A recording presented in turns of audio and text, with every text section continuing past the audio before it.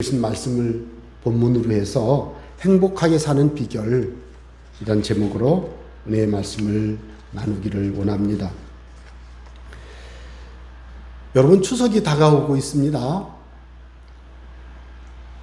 오늘 많은 분들이 벌초라고 하죠. 묘지 풀을 제거하는 이 벌초 작업을 위해서 이동하고 있는 것으로 예상하고 있고요. 제가 친하게 지난 목사님은 내일 귀한 가족, 이분 연세가 좀 되신 분인데 자녀들이 연차라는 게 있어요. 연차를 내가지고 출근 안 한다고 내일 강원도로 묘지 관리하러 가신다고 하면서 연락이 왔어요. 그래서 그렇구나. 그래서 제가 그렇구나. 그래서 알고 봤더니 제가 아는 몇 분이 벌써 갔다 오신 분도 있고, 제 형제들도 이번 주 중에 간다고 하고, 이런 이야기들을 들으면서 왜 명절, 특히 추석 명절을 앞두고 추석 명절 때 이렇게 벌초도 하고 명절 맞이 준비도 하고, 어떤 사람은 명절에 한 번씩 머리를 깎고, 옛날에는 1년에 2번만 머리 깎은 사람들이 있었던 거 어른들은 알잖아요. 예를 들어서 그래서 옛날에는 머리 깎으러 가면 아침에 가도 저녁 때 왔어요. 하루 종일 이발소에서 앉아있다가 머리 깎고 온 적도 있고. 그렇게 명절은 기쁘고 즐거워요. 명절을 맞는 것은 행복해요. 그래서 이 명절을 맞이하는 그런 관점에서 제가 2번에 걸쳐서 행복과 가정에 대한 말씀을 나누려고 합니다. 오늘은 행복하게 사는 비결이라는 관점에서 말씀을 나누기를 바라는데요. 여러분, 올 추석이 지금 여러 이야기들은 그냥 각자 쇠자, 명절 때 이동하지 말자, 어쨌든 이렇든 저렇든 행복하게 보내시기를 바랍니다. 그리고 명절 때 기쁘게 혹시 가족을 만나거나 친척을 만난다면 기쁘게 되시기를 바랍니다. 그런데 여러분, 기쁨은 내가 살고 있는 내 삶의 현장에서 이루어져야 됩니다. 그래서 내가 중요한 거죠. 그래서 여러분의 삶이, 개인의 삶이 행복하게 되시기를 바랍니다. 자, 명절이 되면 주로 가족 중심으로 보입니다. 제가 살펴보니까요, 집에서 잠자지 말고 흩어지세요 라고는 안 하더라고요. 네? 코로나19 바이러스 이 감염의 위험 때문에 모이지 마세요, 조심하세요 하지만 집에는 가지 마세요 이 말은 안 하더라고요. 그래서 참, 집은 가야죠. 왜? 집은 가장 최소의 공간 아니에요? 어떤 사람은 혼자 살지만 혼밥 한다고 그러잖아요. 혼밥. 요즘은 그런 말이 많아요. 그래서 그것도 가정이라고 할 수는 있는지 난 잘 모르겠지만, 저는 가정은 부부가 결혼해서 같이 살 때 그걸 가정이다라고 하는 걸로 알고 있거든요. 그렇지만 꼭 그렇게만 말할 수는 없지만은 사람이 살고 있잖아요. 그럴 때 중요한 것이 바로 무엇인가 하면 명절 때 가족 중심으로 모이는 이유가 뭘까 하는 거죠.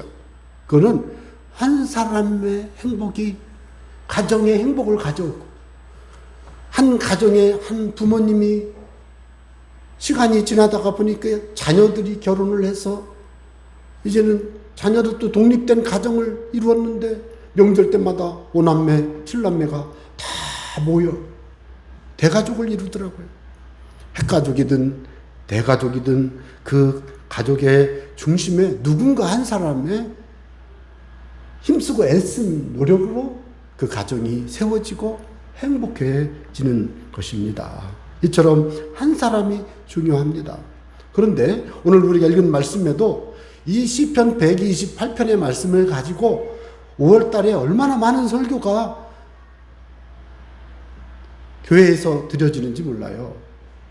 그런데 이 말씀을 가정과 연결해서 설교를 많이 합니다. 그런데 이 말씀을 보면 1절에 뭐라고 기록되어 있는가 하면 여호와를 경외하며 그의 길을 걷는 가정마다 복이 있도다, 이렇게 쓰여 있는 것처럼 생각을 할 정도로. 그런데 다시 한번 읽어보세요. 여호와를 경외하며 그의 길을 걷는 자. 걷는 자들도 아니고 걷는 자 한 사람이 마다 복이 있도다. 여호와를 경외하며 그의 길을 걷는 한 사람, 그 사람마다 복이 있다는 거예요. 그래서 이 말씀을 놓고 보면 하나님께서는 사람이 자기 가정에서 행복하고 복되다라고 느끼려면 하나님의 복이 있어야 된다. 하나님의 복이 있어야 돼. 그런데 그 사람은 어떤 특징이 있나? 여호와를 경외하고 그의 길을 걷는 사람이다라는 것입니다. 여기에서 여호와를 경외하며라고 할 때 경외한다는 말은 두려워하며라는 뜻입니다. 분명히 말씀드립니다. 두려워하는 것입니다. 여러분, 우리가 살다 보면 두려움을 느낄 때가 있잖아요. 그런데 이 두려움은 부정적인 정서예요. 감정이에요. 그런데 우리가 알아야 될 것은 꼭 부정적인 두려움만 있는 건 아니에요. 어떤 분을 만나는데 너무 좋아. 그런데 이분한테 조심스러워. 가까이 하기가 참 좀 엄해 보이시기도 하지만, 그런데 이분이 무섭지는 않아. 그런데 함부로는 못 하겠어요. 근데 얘기는 하고 싶고, 같이 식사도 하고 싶은데, 뭐라고 한 말씀 하시면, 예, 정중히 하고.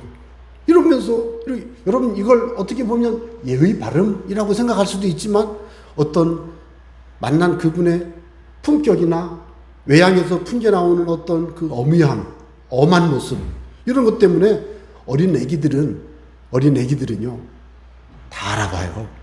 여러분, 어린 애기 앞에 청소년, 초등학생, 청소년, 청년 이렇게 있잖아요. 그러면 그 애기가 누구한테 가든가요? 물론 엄마한테 가죠. 엄마가 저쪽에 계실 때. 오라 그러면 누구한테 가는지 아세요? 좀 표현이 그렇지만 애기들은요, 거짓말을 안 해요. 무서운 사람한테 안 가요. 저한테 안 와요. 그래서 애기 앞에 가서 애기가 저한테 오게 하려면요, 재롱을 떨어야 돼요. 막 웃어야 되고 안 무섭게 막 해야 돼요. 맞잖아요. 여러분, 왜 그래요? 우리 사람이 그런 게 있어요. 그래서 여기 여호와를 경외한다는 게 그거예요. 그분이 막 공부스럽거나 그분이 나를 막 죽일 것 같이 막 그렇게 하시지는 않잖아요. 그런데 함부로 할 수는 없잖아요. 그래서 그걸 다른 말로 표현하기는 뭐예요? 존경하고 사랑하고 하면서 두려워하는 마음. 그래서 그분과 함께 있고 싶은데 함부로 할 수는 없고, 그래서 삶에 근신하고 조심하는 마음. 이게 경외함이에요. 예배할 때도 막 뛰어가서 예배하고, 예배에 주님 앞에 집중하고, 막 이러면 이게 경외함이에요.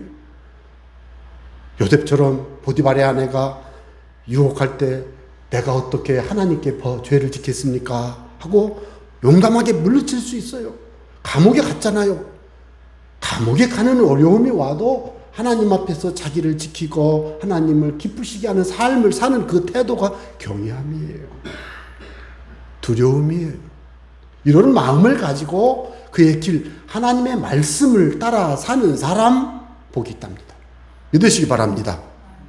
하나님을 경외하고 하나님의 말씀을 따라 사는 그분은 복이 있는 줄로 믿으시기 바랍니다. 오늘 우리의 삶에서 정말로 내가 어떻게 살고 있는가 나 자신을 돌아보아야 합니다. 나는 정말로 하나님을 경외하는 마음으로 살고 있는가 돌아봐야 합니다. 이 부분은 내면적인 것이기 때문에 이 외적으로 표현하기가 참 어려워요. 그러나 여러분, 그 내면의 모습이 태도로 나타나고 표정으로 나타나고 자세로 나타납니다. 질병의 고통 가운데 두려워하고 힘들고 지쳤을 때 기도하면서 처음에는 기도하다가 지쳤는데 어느 순간이 되니까 해도 안 되고 힘드니까 이제는 막 소리치고 기도하는 그런 일들이 있어요. 왜 그래요? 그분은 그게 하나님 앞에 자기의 그 중심을 표현하는 태도예요. 태도. 여러분, 내면의 그 경외하는 마음이 밖으로 태도로 나타납니다. 표정으로 나옵니다. 말투로, 그리고 찬송할 때 그 음성으로, 기도할 때 그 하나님 앞에 드려지는 그 기도문으로 표현됩니다. 그러니까 딱 보면 우리가 감동이 오잖아요. 저분은 정말 정말 경외하는 마음으로 하나님을 섬기는 분이구나 느낌이 오잖아요. 느낌이 와요. 마치 어린애기가 어른들 여러분들이 앉아 계셔가지고 애기야 이리 와 아가 이쁜 애 이리 와 그러면 누구한테 간다고요? 아는 사람한테 가지만 안 무서운 사람한테 간다고요. 예, 왜? 표현이 겉으로 드러나요. 그게 그 사람이 무서운 사람인지 아닌지 하나님을 경외하는 사람인지 아닌지 알아볼 수 있어요. 이렇게 보면. 그래서 제가 가끔씩 어린 애기들을 만나려면 거울 앞에 서가지고 눈을 크게 떴다 작게 떴다 막 찡그려 봤다. 왜? 무서워도 도망갈까 봐. 하나님도 우리의 태도가 그렇게 중요한 줄로 저는 믿습니다. 여러분들도 동의하시기 바랍니다. 뿐만 아니라 태도만 중요한 게 아니에요. 삶이 중요합니다. 그의 길을 걸어야 돼요. 믿음의 길을 걸어야 돼요. 말씀의 길을 걸어야 돼요. 생명의 길을 걸어야 돼요. 죄를 이기고 악을 끊어버리고 복음을 전파하며 주의 뜻을 이루는 그 길을 걸어가야 돼요. 그런 그 길, 그걸 말씀 따라 사는 삶을 말하는 거예요. 말씀대로 사는 삶, 주의 교훈대로 사는 삶을 사는 사람 복이 있습니다. 바라기는 여러분 그런 은혜가 그런 복이 여러분에게도 임하게 되시기를 바랍니다. 그래서 행복하게 사는 비결은 여호와를 경외하며 주의 말씀을 따라 살아가는 사람, 살아가는 행위로 바로 비결인 줄로 믿으시기를 바랍니다. 그래서 과연 그런 사람들에게 어떤 행복이 있을까 한번 살펴보겠습니다. 여러분 2절에 한번 보면 내가 내 손이 수고한 대로 먹을 것이라 내가 복되고 형통하리로다. 저는 이 말씀을 읽으면 꼭 생각나는 게 뭐냐면 1998년도에 제 통장에서 대우 어디로 돈이 빠져나갔어요. 아시는지 알 거예요. IMF 때. 그게 이해가 안 갔어요. 아니 자기가 왜 내 돈을 가져가냐고요. 저는 조금밖에 안 가져갔어요. 돈이 별로 안 했으니까. 그런데 제가 아는 몇 분을 보면 IMF 때요. 자기가 소득을 거둬서 해놨던 게 주식 투자하고 이렇게 하는 과정에서 돈이 많이 빠져나갔어요. 자기가 애쓰고 수고해서 모아놓은 돈이 오늘 쑥 빠져나가는 거예요. 여러분 요즘은 말이죠. 보이스피싱, 경찰관도 보이스피싱 당했다는 말도 뉴스에서 봤고요. 그렇게 치밀하답니다. 보이스피싱이. 그런데 그래서 어떤 분들은 전화해도 안 받아. 왜 안 받아?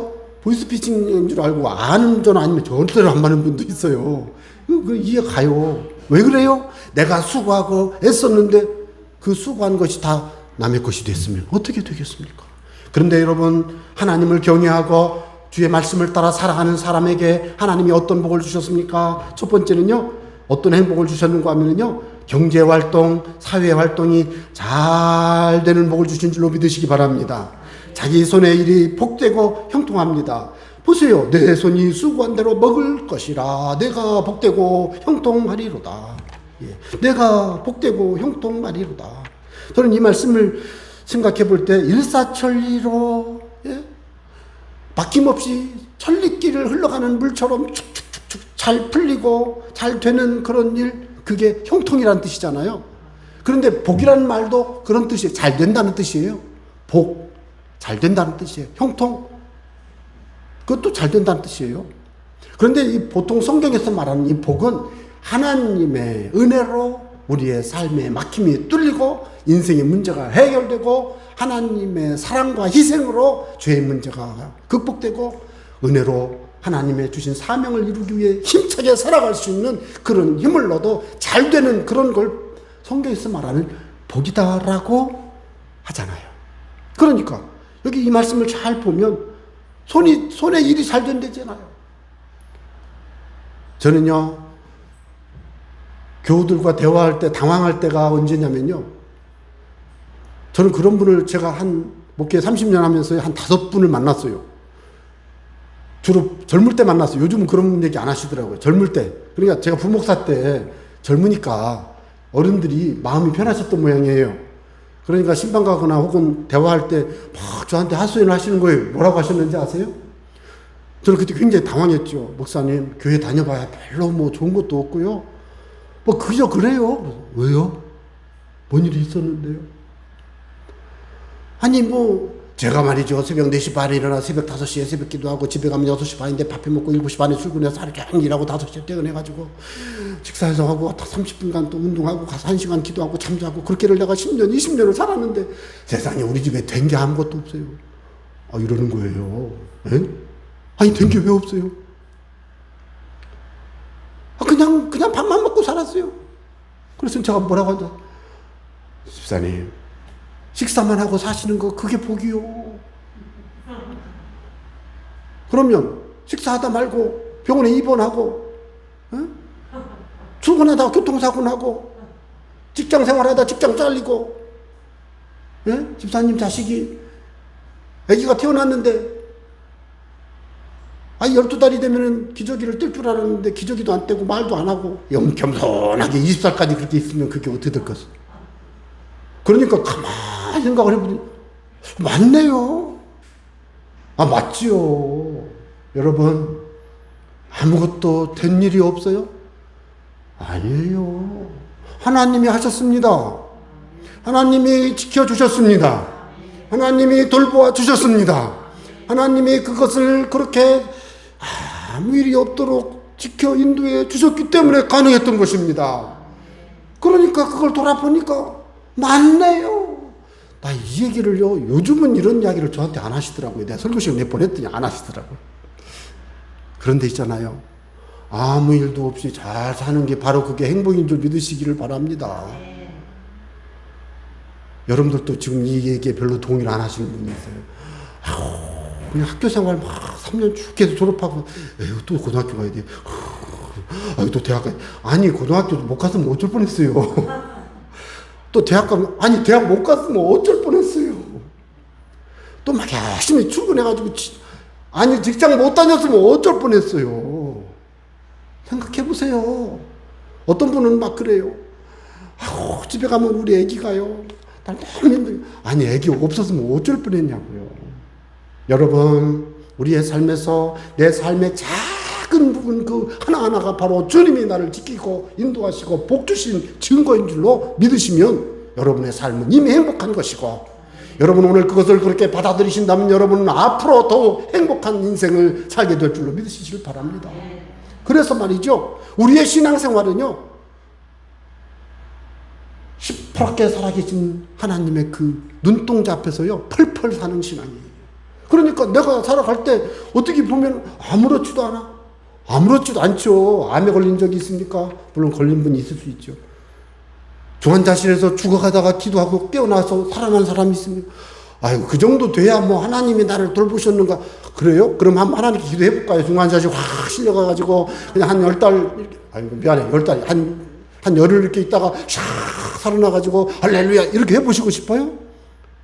그러지 말고 하나님이 내 모든 삶을 지키시고 인도하시고 보호하시고 범사에 은혜 주신 줄 믿고 감사하며 살아갈 때 내 삶의 하나, 둘, 셋, 내 가정의 일, 자녀, 미래, 노년 이미 하나님의 은혜의 손안에서 행복과 평강으로 보호받고 있는 행복인 줄로, 열매인 줄로, 믿는 줄로 믿으시기를 바랍니다. 저는 그래서 하나님 앞에 행복하게 살아가는 사람은 어떻게 된다고요? 날마다 하나님을 기뻐하며 예배하고 찬양하고 기도하면서 말씀 따라 순종하고 살아가는데 삶에서는 별일이 없죠. 아침에 나갔다 저녁 때 집에 쑥 들어오네. 학교 갔던 아기도 아침에 학교 갔다가 저녁 때 집에 잘 오죠. 아, 그게 행복이라니까요. 이렇게 살아가다가 보니까 가정이 평안해집니다. 여러분, 그래서 가정이 어떻다고 했습니까? 여러분, 내 집 안방에 있는 내 아내는 결실한 포도나무 같으며 내 식탁에 둘러앉은 자식들은 어린 감람나무 같으리로다. 저는 이 말씀을 그림으로 그려봤어요. 물론 뭐 아내가 포도나무는 아니지만 같잖아요. 이 포도나무는 혼자 서 있을 수가 없어서 이 포도나무는 꼭 이렇게 지지대가 필요합니다. 그 입장에 가보면은요, 포도원 그걸 이렇게 제거하는 데는 꼭 가서 그 기둥을 빼와야 돼요. 그 옛날에 그 봉사활동 가서 나 그거 많이 치웠어. 그 무거운 거 들고는. 그런데 포도나무를 베면 그걸 다 치우잖아요. 왜? 포도나무가 혼자 설 수가 없어. 그리고 이 포도나무는 연약해 서 있지를 못해. 그런데 얼마나 풍성합니까? 그래, 이 표현은 보면 여성이 아주 부드럽고 아주 연약하지만 자녀를 출산하고 가정을 지키고 가정 안에서 이렇게 자녀들을 양육하고 하는 그런 모습을 그림으로 잘 표현한 거예요. 또 내 식탁에 둘러앉은 자식들은 어린 감람나무 같으리로다. 여러분 식사하실 때 네 식구 다 같이 식사하시는 분들 감사하세요. 예? 어느 집은 넷이 사는데요, 넷이 같이 밥을 먹는 게 일주일에 한 번밖에 안 돼요. 아이고, 밥 한 번 같이 먹는데 그렇게 힘든 사람도 있더라고요. 그게 왜 그래요? 다 자기 따로 먹어요. 다 자기 마음대로 먹어요. 그런데 여러분, 예? 가족들이 다 같이 식사하고 있잖아요. 얼마나 행복합니까? 그리고 식사할 때 어떻게 식사할 수 있어요? 서로가 동기간에 화목하고 부모님 말 잘 듣고 그러면서 식사하고 있잖아요. 이 모습은 행복한 가정의 모습을 그림으로 표현한 것입니다. 여러분, 이 그림에서 저는 안방에서 이 아내가 포도나무 같이 있다. 이 표현이 너무 마음에 와닿았어요. 또 자녀들은 올리브나무, 감람나무 같이 아주 생명력이 있고 아주 번창하고 잘되고 창성하고 아주 인생의 사회적인 성공을 이루는 그런 모습으로 표현되어 있어요. 여러분, 이게 바로 하나님이 우리 인생을 행복하게 해주는 거예요. 그래서 말이죠. 내가 성경 읽고 기도하고 내가 하나님을 사랑하고 예배하고 복음을 증거하며 하나님의 말씀대로 살아가야 될 이유, 나 때문에 자녀가 잘 돼요. 믿으시기 바랍니다. 나 때문에 가문이 잘 됩니다. 믿으시기 바랍니다. 저는 연세 드시는 어른 한 분을 만나면 내가 꼭 그래요. 아침에 일어나서 뭐 하십니까? 좀 친한 분이에요. 그래서 뭐 하긴 뭐해? 뭐 아침에 일어나면 큰아들, 둘째 아들, 셋째 아들 이름 불러가면서 기도하고 뭐 몇 분간에 한 5분 하나? 좀 더 하시지. 그거 갖고 되겠어요? 그래요? 예, 그래야지. 그리고 아침마다 하는데? 밥 먹을 때마다 하는데? 그래서 이제 80 넘은 노인들은 그 마음에 뭐가 있어요? 자녀손들이 잘 되기를 바래. 그 집에 자손은 20명이래요. 자녀손이. 20명 기도하기 힘들면 20명 하나님 20명 하나님 20명. 여러분, 그것도 기도예요. 왜? 제가 그분에게 그랬거든요. 권사님이 기도하면 권사님 기도 때문에 자손이 잘 돼. 맞죠? 믿죠? 그러니까 아멘. 그래? 그러면 해요, 안 해요? 하지. 좀 더 하셔야죠. 시간도 많은데. TV만 보지 말고, 예? 주무시지 말고, 회관 가서 맨날 모여가지고 미나토만 치고 있지 말고, 좀 기도 좀 하세요. 그래. 예. 진짜거든요. 증거를 보여드리겠어요. 증거를. 여러분, 엘리는 제사장입니다. 이 엘리 제사장은, 미안합니다. 엘리 제사장은 아들 교육을 잘못해가지고 하나님께 벌을 받았어요. 그게 사무엘상 2장 30절이에요. 나를 존중히 여기는 자를 내가 존중히 여기고 나를 멸시하는 자를 내가 경멸하리라. 이때 이 엘리 가정이 문제가 된 거예요. 이거 저주예요, 저주. 근데 이 엘리 제사장의 자손들이 이 저주대로 됩니다. 33절에 보면 내 제단에서 내가 끊어 버리지 아니할 내 사람이 내 눈을 쇠잔하게 하고 내 마음을 슬프게 할 것이요 내 집에서 출산되는 모든 자가 젊어서 죽으리라. 아우 주여, 이거 읽기가 좀 그래요. 이런 게 있어요. 그런데 사무엘상 22장에 보면은요, 아히멜렉이라고 하는 제사장이 있었어요. 그런데 이 아히멜렉이라는 제사장이 다윗에게 떡도 주고요, 골리앗에 검도 주고요, 그렇게 하고 돌려보냈는데 사울을 피해서 왔던 이 다윗을, 그런데 그 자리에 있던 도액이라는 사람이 그것을 사울에게 고자질을 했어요. 그래서 사울이 죽이라고 그랬는데 안 죽이니까 사울이 도액에게 죽여라. 그래서 도액이 85명을 죽였어요. 그런데 85명을 죽였는데 19절에 보면 제사장들의 성읍 노비라는 지역이에요. 노비 남녀와 아이들과 젖 먹는 자들, 소, 나귀, 양을 칼로 쳐 죽였어요. 아주 사울이 나쁜 짓을 했죠. 그때 20절 아히멜렉의 아들 중 아비아달이 다윗에게로 도망갔어요. 그러니까 이 엘리 제사장 가문의 아비아달 한 사람만 남은 거예요. 한 사람. 다 죽었어요. 그냥 자연사 한 게 아니고 칼에 맞아 죽었어요. 여러분, 이것은요, 저는 이 말을 하는 데는요, 여러분, 다른 게 아니에요. 부모가 하나님을 잘 섬기지 못해서 이렇게 됐다는 얘기를 하려는 거예요. 여러분, 오해하지는 마세요. 예. 그런데 열왕기상 2장 27절에 보면 이 아비아달을 솔로몬이 쫓아내서 파면해 버렸어요. 제사장직에서 파면해 버렸어요. 이유가 뭔지 아세요? 여호와께서 실로에서 엘리의 집에 대하여 하신 말씀을 응하게 함이더라. 하나님이 하신 거예요. 아비아달의 가정에 큰 사육과 위기가 온 것은 잘못한 거예요. 물론 사울이 잘못한 거예요. 그런데 하나님이 이거를 잘 모르겠어요. 나는 이 말씀이 그랬잖아요. 하나님의 말씀이 응했다고요. 하나님 했다고 할 수는 없어요. 나는 일단 하나님의 말씀이 성취됐다니까요. 이런 일이 있어요, 세상에. 이걸 어떡합니까? 하나 더. 반대. 복 받은 사람이 있어요. 다윗. 여러분, 다윗이 성전을 짓는다고 그러니까 짓지 마. 그러면서 하나님이 주신 말씀이에요. 여호와가 너를 위하여 집을 짓고 가문을 짓고 내 수완이 차서 내 조상들과 함께 누울 때에 내가 내 몸에서 날 내 시 솔로몬을 내 뒤에 세워 그의 나라를 견고하게 하리라.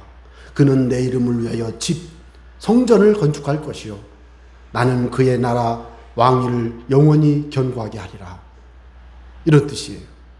그래서 여기에서 다윗에게 이 말씀을 주셨어요. 하나님이 다윗을 축복하셨죠. 그의 나라 왕위를 영원히 어떻게 한다고요? 견고하게 하리라. 자, 이제 보세요. 간단히만 보겠습니다. 첫째, 열왕기상 8장 25절에 보면 하나님께서 다윗에게 뭐라고 말씀하셨어요?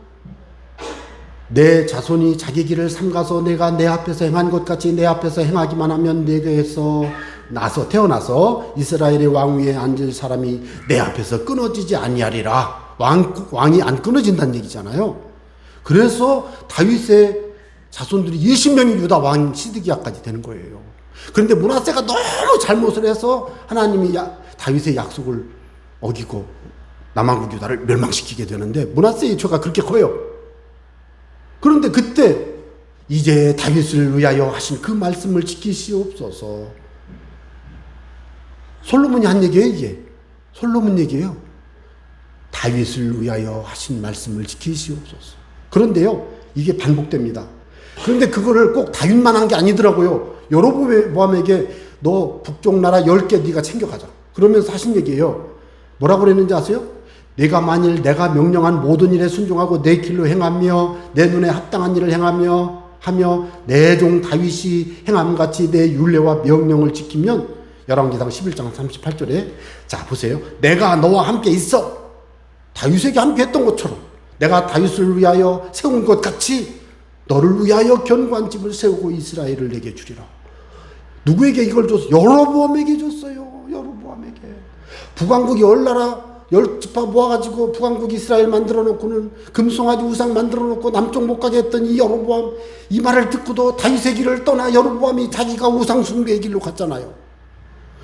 이 말씀을 보니까 다윗의 길로 가기만 하면 여로보암뿐만 아니라 저와 여러분이 다윗의 길로 가면 다윗에게 하나님이 주셨던 것처럼 자손이 복을 받는 은혜를 주신다라고 저는 믿습니다. 이게 성경의 가르침이에요. 내가 성경 말씀대로 살고 말씀대로 순종하고 하나님을 사랑하고 예배하며 경외하며 살아가야 될 이유, 내가 행복하게 살아가는 비결은 여호와를 경외하며 그 도를 행하는 데 있다고 한다면, 내가 여호와를 경외하고 여호와의 말씀 따라 살아가기만 한다면 내가 행복해진다는데, 나의 행복이 내 자손들에게까지 주시는 축복인 줄로 믿으시기 바랍니다. 저 이 말씀들이 너무 좋아서 내가 계속 찾았어요. 열왕기상 15장에 보면 아비암이 그의 아버지 르호보암이에요. 르호보암 3대 솔로몬의 손자죠. 아버지가 이미 행한 모든 죄를 행하고, 그러니까 솔로몬의 아들 손자 다 죄를 엄청 졌어요. 그의 마음이 그의 조상 다윗의 마음과 같지 아니하여 마음이 변했어요. 신앙이 하나님 마음에 안 들어요. 그런데 그의 하나님 여호와 앞에 온전하지 못하였으나, 믿음이 영 안 좋다고요. 그런데 중요한 건 잘 보세요. 그의 하나님 여호와께서 누구를 위하여? 다윗을 위하여 예루살렘에서 그에게 등불을 주셨어요. 남한국 유다를 멸망시켜버릴 수 있는 상황인데 뒀어요. 누구를 위하여? 다윗을 위하여. 여러분, 여러분의 자녀손이 복을 받고 믿음으로 승리하고 자손만대 하나님의 영광의 가문이 되기를 원한다면 여러분이 하나님 앞에 헌신하고 믿음으로 살고 여호와를 경외하고 하나님 말씀대로 살아가면 하나님 여러분을 위하여 여러분의 자손만대가 복이 있는 가문이 되도록 이끌어 주실 줄 믿으시기 바랍니다. 그래서 예배하는 거예요. 그래서 교회 오는 거예요. 그래서 기도하고, 그래서 말씀 순종하고, 성경 읽으면서 세상을 바라보면서 세상의 악은 악이요, 세상의 죄는 죄고, 이것은 하나님 기준에서 죄입니다 선언하고, 죄와 싸우고, 악을 찍어내고, 사회를 거룩한 하나님의 은혜 안에서 세워가는 건강한 사회를 이끌어가는 그런 믿음의 사람이 돼야 되는 거예요. 이런 얘기가요, 또 있어요. 열왕기상 8장 25절에 보면, 넘어가겠습니다.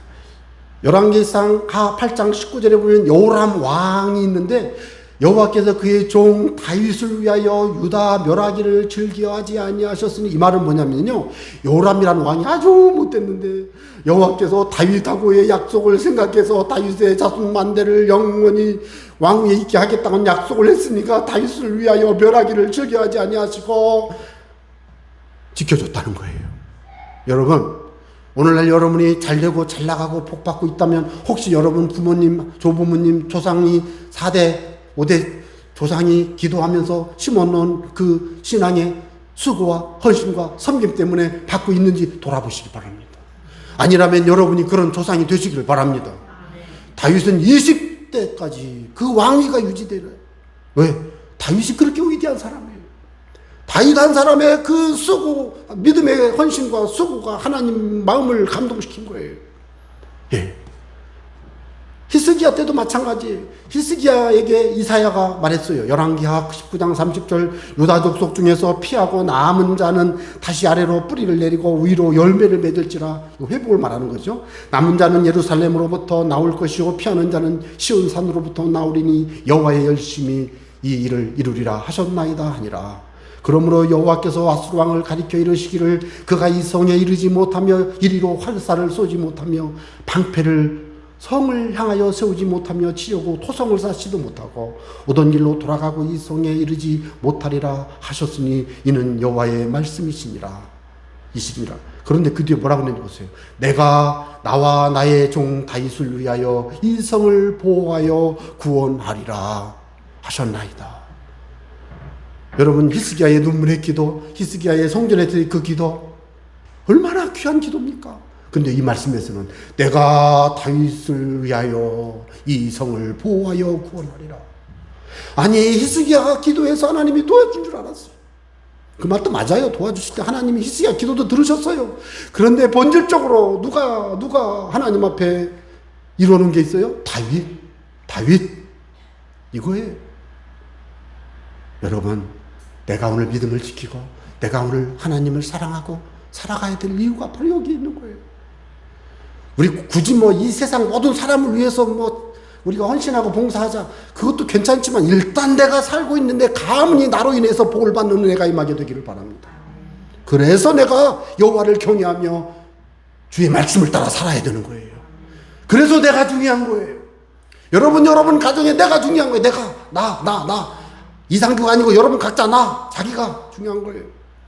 그래서 지금은 어느 분은 자녀고 애기고 그럴 수 있지만 어느 순간이 되면 가정을 이루어서 또 자손을 낳고 그때 또 나가 되잖아요. 그 자손이 또 나가 되고. 여러분, 나가 중요합니다. 여러분, 어떻게 살고 싶으십니까? 세 번째 간단히만 보겠습니다. 여러분, 5절에 보면 여호와께서 시온에서 4개의 복을 주실지어다. 여러분, 시온은 성전이 있는 언덕을 시온이라고 그러잖아요. 예루살렘을 말해요. 예루살렘. 그런데 여기에서 잘 보면 시온에서 복을 주신대요. 이거는 축원이죠. 축복이죠. 그렇지만 그 축복을 그냥 저는 이해하겠습니다. 복으로. 이 말은 잘 보면 시온에 갔더니 복을 받는 거예요. 왜? 시온의 순례자들이 1년에 3번씩 성전에 올라가 하나님께 예배하면서 경배하거든요. 하나님께 올라가 예배하고 집에 갔더니 복을 받는 거예요. 거기만 갔다 오면 복을 받는 거예요. 예. 기도터가 있어요. 기도터. 특정한 장소가 목회자들은 그게 있어요. 그래서 거기 가. 기도 시간. 특별기도 거기 가서 금식하고. 왜? 웬만한 분들, 기도 많이 하는 분들은 기도하는 어디 뭐 다 있어요. 거기 갔다 오면 더 복을 받아. 왜? 거기 갔다 와서 복을 받는 게 아니고 거기 가서 하나님을 만나고 거기 가서 하나님을 예배하고 거기 가서 하나님을 찬송하고. 예, 신약적으로는 이 시온이 어딜까요? 교회라고 믿습니다. 저는 오늘날 이 시온은 교회라고 저는 믿습니다. 그래서 여러분, 우리가 행복하게 사는 비결 중에 하나는 뭐예요? 교회에서 복을 받으시기 바랍니다. 교회 생활 중에 복을 받으시기 바랍니다. 교회 예배 중에 은혜를 체험하고 교회 예배 중에 기도에 응답받고 교회에서 예배 찬송하고 섬기고 봉사하고 섬길 때마다 하나님께서 그 가정의 일을 형통 번영하게 해주시고, 이런 이 은혜들을 교회에서 받으시기 바랍니다. 교회가 바로 그런 곳이에요. 그러면 꼭 교회에서만 해서 해야만, 꼭 교회에서만 하라는 건 아니지만 교회에서도 하면 더 좋다는 얘기예요. 저는 교회에서 하기를 더 바라요. 왜 그래요?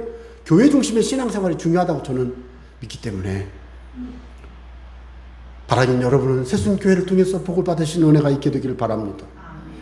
뿐만 아니라 너는 평생에 예루살렘의 번영을 보며 그랬습니다.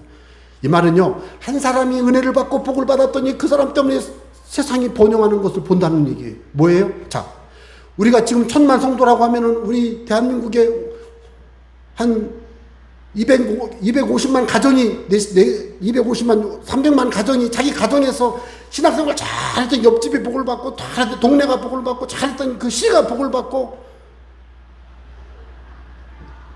이해가 가세요? 한 가정이 믿음생활 잘했더니 그 영향이 막, 어떤 집은 큰아들이 복을 받으니까 둘째 아들도 따라가서 복을 받고, 셋째 딸도 복을 받고, 넷째 딸도 복을 받고, 그랬더니 사촌도 따라가서 복을 받고, 저쪽 이종 사촌도 따라가서 복을 받고. 왜 그래요, 이게? 영향력.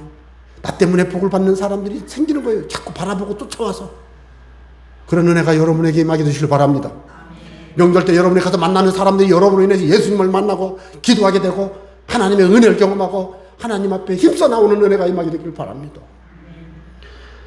하나만 더 말씀을 드리면 자식의 자식을 보게 됩니다. 6절, 내 자식의 자식을 볼지어다. 이거는 그냥 문자적으로 보면 자식의 자식을 보려면 첫째 장수해야 돼요. 장수. 요즘은 더 힘들어. 요즘은 결혼을 30 넘어서 많이 하니까 장수하려면 최소한 오래 살아야 돼. 50 넘어야 돼. 옛날에 40대 할머니 많았는데 요즘은 어려워요. 가끔 있지만. 그러잖아요. 요즘은 막 40 다 돼서 결혼하잖아요. 그 옛날식으로 말하면은요, 요즘 평균 연령이 많이 높아졌지만, 어쨌든 이 말씀은 뭐예요? 첫째, 장수하시기 바랍니다. 장수의 복을 주십니다. 장수의 복. 또 뭐예요? 자손이 번성하는 복이에요, 이게. 자식의 자식을 본다는 얘기는. 자식이 자식을 낳아야지. 못 낳으면 안 되잖아요. 자식의 자식을 보고 장수하고 건강의 복을 누리게 되는데, 이런 모든 비결이 뭐라고요? 1절.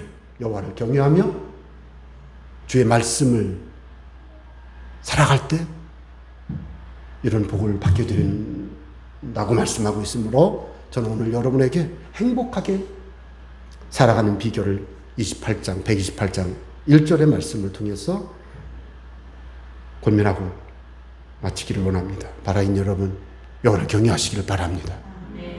그리고 말씀 따라 살아 승리하시기를 바랍니다.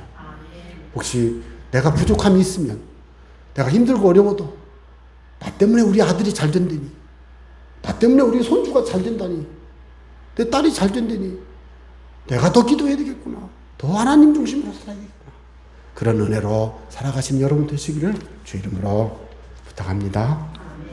기도하겠습니다. 감사합니다.